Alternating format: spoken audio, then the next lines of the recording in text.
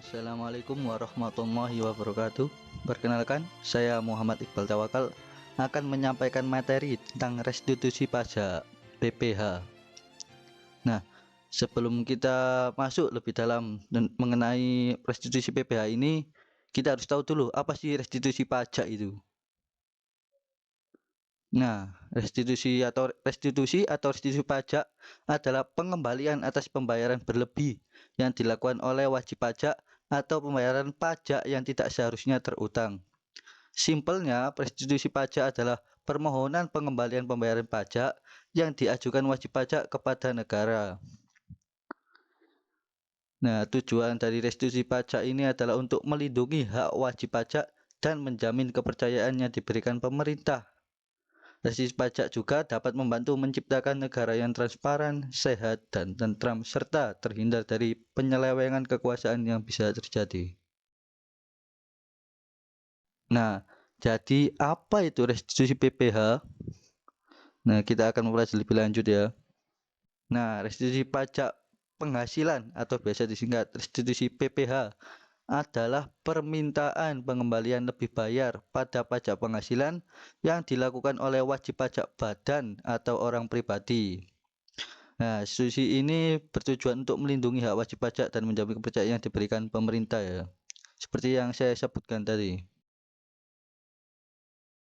Nah, sekarang kita masuk ke apa sih tujuan dari restitusi PPh itu. Nah, yang pertama ialah untuk mempertahankan hak wajib pajak.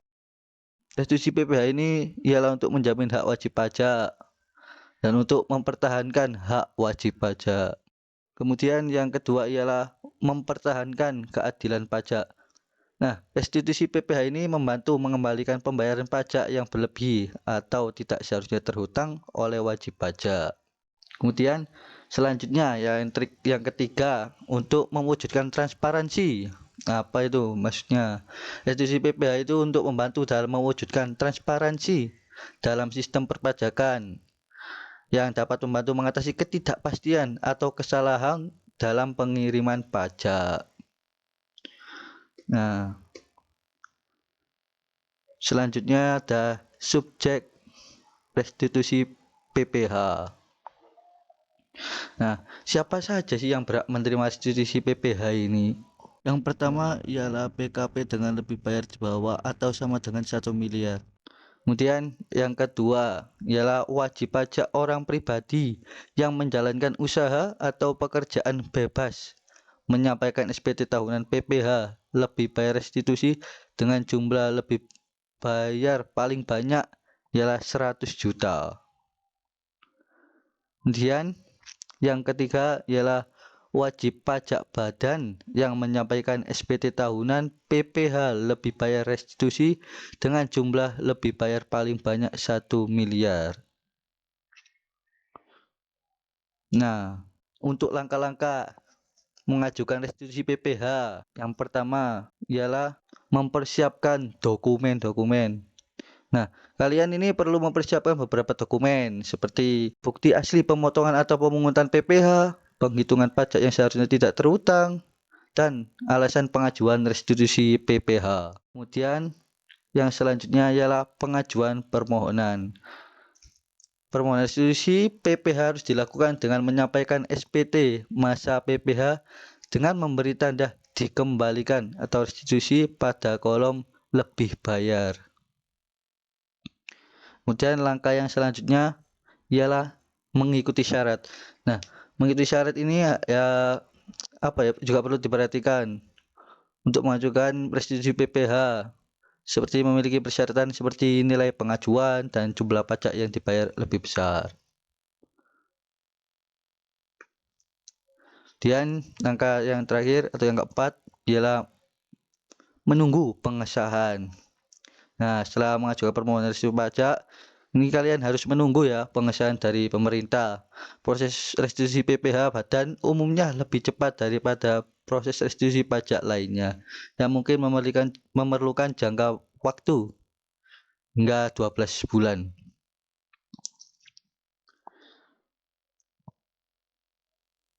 Nah, kemudian penyebab restitusi ditolak. Ini juga harus diperhatikan agar restitusi kalian itu diterima ya, tidak ditolak. Yang pertama yaitu ketidaklengkapan dokumen.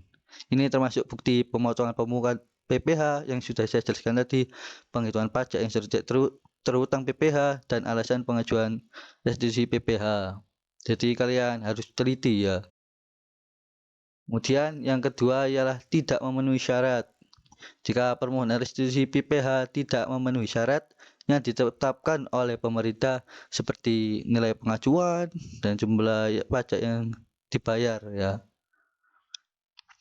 Kemudian yang ketiga ialah kesalahan dalam pengisian formulir.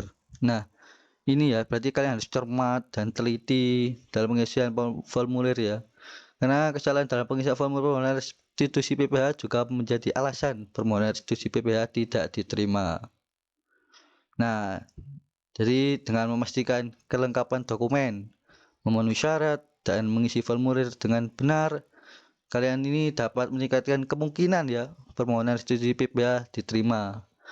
Meskipun tidak pasti juga ya, setidaknya adalah meningkatkan kemungkinannya untuk diterima restitusi PPh kalian.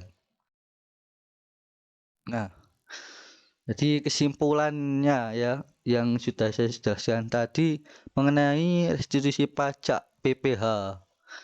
Ini jadi restitusi pajak PPh ini merupakan mekanisme pengembalian pembayaran pajak yang berlebih atau tidak seharusnya terhutang kepada wajib pajak.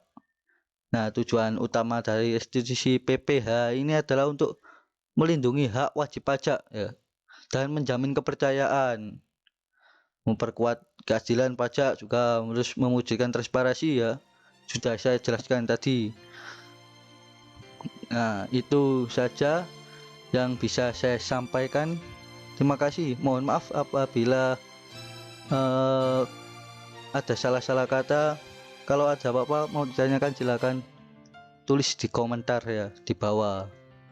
Itu saja dari saya. Terima kasih. Wassalamualaikum warahmatullahi wabarakatuh.